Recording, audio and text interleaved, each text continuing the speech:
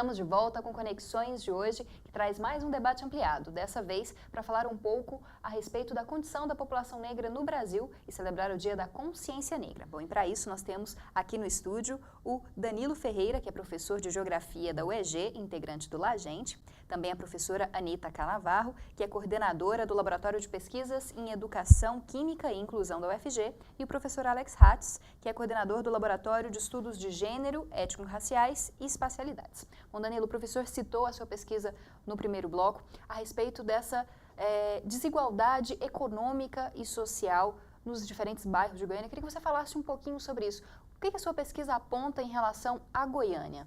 Bom, o que a pesquisa aponta nós conseguimos agora em 2010 os dados, né, por setor censitário, por domicílios para Goiânia, e para isso a gente combinou os dados de renda com a questão racial, para pensar como que a população goiana, né, a cidade de Goiânia, sobrevive com relação às desigualdades econômicas. E aí a gente definiu isso a partir dos critérios do próprio IBGE, definimos as classes, e o que aponta é que principalmente a classe média e alta da cidade de Goiânia, 70%, mais de 70% é de população branca, né? Que também está combinado aos bairros, né, que são os bairros mais elitizados, os bairros de classe média e alta, e também aos condomínios fechados. E isso representa para a gente que hoje Goiânia é uma das cidades com maior índice de desigualdade econômica, porque nós utilizamos não só os dados do IBGE, mas a ONU em 2012 também apontou a cidade de Goiânia em primeiro lugar como a cidade com maior índice de desigualdade econômica da América Latina. Então, nós combinamos essas duas informações para dizer que isso também está combinado com a questão racial, porque aí a gente percebeu que as maiores famílias, né, as famílias com maior condição econômica em Goiânia são de populações brancas. Professores, isso representa aí o processo histórico do Brasil de segregação, de desigualdade racial e social com a população negra? Óbvio, a gente está falando do que esse país fez com essa população que veio para cá escravizada. Várias interdições no campo da psicologia, do direito, por exemplo. A psicologia no Brasil ela se desenvolve a partir de populações de risco. Que população era essa? A população negra brasileira. O direito interdita esses sujeitos, a população negra brasileira, né, e a sua expressão social, de frequentar a escola por exemplo, acusá-los de ter moléstias. Né? O candomblé foi considerado uma moléstia de negros. Né? Então, a gente está falando de vários instrumentos de cerceamento e que contribuíram para colocar essa população em lugares marginais. Então, nós estamos falando, a gente falou de Goiânia, né? Mas a Goiânia reproduz o país como um todo. A gente está falando que a vulnerabilidade social no país tem cor, a cadeia brasileira tem cor, né? Os homicídios jovens brasileiros têm cor. Então, a gente está fazendo uma leitura do que é o nosso país. E está desse jeito porque isso foi construído. Essa é uma construção histórica e social. Então, a gente está falando de vários locais onde essa atuação perversa, né, de cerceamento de direitos desse sujeito social aconteceu.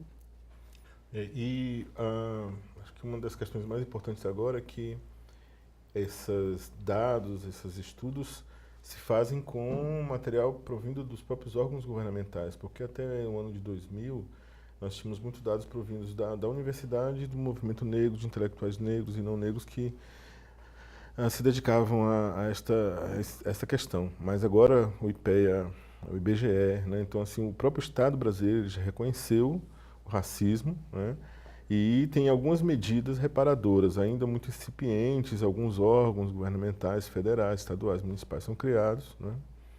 Mas pelo menos nós já temos agora um reconhecimento oficial de que existe, né? No campo da economia, no campo da política, no campo da cultura. Então, essas medidas reparadoras estão começando a crescer no Brasil. Eu acho que, ressaltando o que a professora disse, existem diversos estudos que apontam não só para Goiânia, mas para todas as metrópoles. Tem um trabalho do Rios Neto, da UFRJ, que ele apresenta isso para as metrópoles brasileiras, isso em 2009, apresentando isso por vários indicadores, não por renda, mas também por questões por domicílio, Enfim, ele apresenta diversos outros indicadores. Tem um trabalho interessante de um aluno, Marcel, de Brasília, também que apresenta os mesmos dados, né? São metrópoles diferentes, mas que reproduzem, né, esse racismo urbano, né, que o professor Renato Emerson faz um trabalho também para o Rio de Janeiro quanto a isso. A professora Antônia Garcia, ela discute Salvador e Rio de Janeiro também, que reproduz a mesma lógica, né, que a população negra está nas margens, nas periferias, nos aglomerados subnormais, no caso do Rio, nas favelas, nas comunidades. Para São Paulo também tem um trabalho interessante da professora Raquel Ronick, porque ela discute territórios negros em São Paulo, e agora recentemente em 2010, o Danilo França, um sociólogo, fez esse mapeamento para a capital também. Então isso, quando a gente percebe para as capitais brasileiras, isso se reproduz, essa desigualdade, que é econômica, pelas diferenças, né, raciais, elas são reproduzidas sim, e ainda bem que a gente está conseguindo, né, como o Milton Santos disse, não pregar a verdade, mas proclamar aquilo que se reproduz na sociedade brasileira com relação a essas desigualdades. Em suma, se você quer conhecer a cara da miséria brasileira, você precisa fazer um recorte de gênero, de território, né, e de raça. Você está falando de mulheres, né, que conduzem suas famílias, que são negras e que moram na periferia, né, dos diversos estados brasileiros. Pensando ainda nessa perspectiva de desigualdade, há uma desigualdade ainda muito grande em relação aos salários, a posições ocupadas pela população negra, e principalmente pela população negra feminina também. De que forma que isso reflete para a população negra, interdita a população negra, às vezes, de ocupar cargos de poder dentro da sociedade? Nós estamos falando de 50,7% de população autodeclarada negra e parda, né? E aonde estão essas pessoas? A interdição está aí. Não está na representatividade política desse país. Dentro da universidade, nós somos menos de 1% de professores, né, dentro da universidade brasileira. Então, aonde estão essas pessoas? Nós estamos falando da maioria da população que não tem representatividade dentro das diferentes esferas de gestão desse país. Nos cargos de ciência e tecnologia, por exemplo. É a ciência e tecnologia que faz um país se desenvolver e caminhar. Onde está a população negra brasileira dentro da produção de ciência e tecnologia? Nós temos cientistas? Temos, mas diante da quantificação desses sujeitos, isso é muito pouco. E tem uma combinação também do tempo histórico, porque falamos de Goiânia, que é uma cidade que tem 80 anos, ou seja, ela reproduz padrões de cidades que são mais antigas, que têm 200 anos, 300, 400 anos. E também tem a dificuldade de reconhecer aqueles que eram, em algumas áreas, louvados como os milagrosos, né? Os que romperam, por exemplo, a página do CNPq sobre cientistas brasileiras não tem nenhuma cientista negra. Nós temos, pelo menos no período que a página recobre, a professora Virginia Bicudo e a professora Josidete Consorte, que trabalharam no projeto Unesco, que é o projeto que começa a desvendar as relações raciais e desigualdades no Brasil. Então, nós temos uma outra questão, que é essa reprodução dessa negação.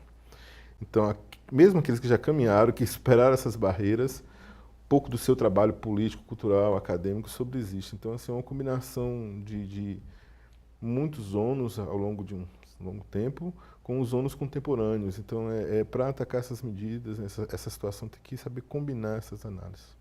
Tem um laboratório na UFRJ, do professor Marcelo Paixão, que no início desse ano lançou uns dados com relação à identificação de cor e raça do funcionário público no Brasil. Uhum. E aí é interessante porque a gente fica falando dados, e aí eu vou citar mais um caso desse, que ele lançou no início desse ano. Ele lançou uma revista falando sobre isso, sobre essa desigualdade dos acessos dos cargos públicos no Brasil, funcionalismo público. Mais de 70% da população que trabalha nos cargos públicos no Brasil são brancos. Então, assim, isso representa essa questão da inserção mesmo dessa população negra a esses cargos, a esses serviços, né? E isso está relacionado também ao acesso dessa população à educação, né, que também está condicionada à questão econômica de ter acesso a isso. Por isso, né, como o professor Alex disse, hoje o governo tem alguns programas que estão caminhando para melhorar esse acesso, né? Um exemplo disso são as cotas raciais. Falando das cotas raciais, é um tema muito polêmico na nossa sociedade. em grande parte as pessoas não entendem como as cotas podem auxiliar nessa questão da igualdade, de maior igualdade racial, e muitas chegam a afirmar que pode ser um racismo reverso. Como é que vocês podem nos falar sobre as cotas? Quais os resultados que a gente já tem aqui na universidade com alguns anos e também que pode ter no serviço público com a implantação das cotas no serviço público? Queria que vocês falassem um pouco para a gente a respeito disso. Bom, até entendo que é polêmico esse assunto, mas acho que parte da polêmica já passou. Nós temos cotas nas instituições federais, entre universidades e institutos federais, desde 2000, 2003. Então já são mais de 10 anos, 12 anos. E em alguns lugares houve temor, houve receio, houve agressões, no caso da UNB, agressão à residência dos estudantes africanos, por exemplo, ou seja, que são africanos, mas aqui no Brasil se tornam negros, né? E algumas universidades com frases, xingamentos e tal, e alguns cursos de mal concorrência, porque a ausência negra estava naturalizada, então, né, combinado com será que vão ter condições ao entrar de fazer os cursos? Então, acho que essa primeira parte da polêmica, ela passa com a entrada, ainda que difícil, a convivência, né? A outra polêmica agora, e também assim, agora é uma lei federal, então é obrigatório ter, as pessoas vão ter que se acostumar com essas políticas reparadoras, podem ser duras para alguns, mas elas têm que existir, são temporárias, elas não vão durar a vida inteira. A nação, a partir de que o Estado reconhece a desigualdade, ele tem que, né, trabalhar em cima dela e leva um tempo. E em cada área do conhecimento, em cada setor, isso vai ter o seu próprio encaminhamento. Então, não é a questão numérica somente, é a questão de trazer os temas, o trabalho que a professora Anita faz na Química. Então, trazer os temas das relações étnico-raciais para a Química. Como fazer isso? Como fazer isso na Geografia, que é a minha área de Danilo. Então, não é uma questão só numérica, demográfica, é uma questão de políticas do conhecimento. É uma questão de representatividade, como a gente estava discutindo anteriormente, né? É preciso que haja uma reparação desses mecanismos que delegaram um lugar de marginal a essa população negra brasileira. Esses mecanismos também operaram por leis, por sancionamento legal. Então, qual é o problema de que agora, legalmente, a reparação seja feita pelo mesmo mecanismo, né? O problema é que nós estamos falando de atacar privilégios de fração diminuta da população brasileira. Então, essa é a polêmica toda. Por exemplo, no meu laboratório, eu conduzo o coletivo de estudantes negros, né? São estudantes do Instituto de Química, da Geografia, das Ciências Sociais. São todos estudantes cotistas e bolsistas, né? E são bolsistas PIBIC, significa que eles não estão acessando os programas de permanência para a universidade. Eles estão concorrendo em pé de igualdade com todos os outros estudantes. Mas para que esses estudantes pudessem acessar essa concorrência, eles precisaram das cotas, né? Então, é uma questão de representatividade. Esses sujeitos não estão falando dos seus lugares sociais porque não lhes foi garantido direito. E aí eu queria falar também do espaço em que eu venho, de onde venho, né? Eu sou professor da Universidade Estadual de Goiás, fui graduando no campus de Itapuranga, sou professor e coordenador do curso de Geografia atualmente. E aí, na nossa unidade mesmo, eu falo da importância das cotas.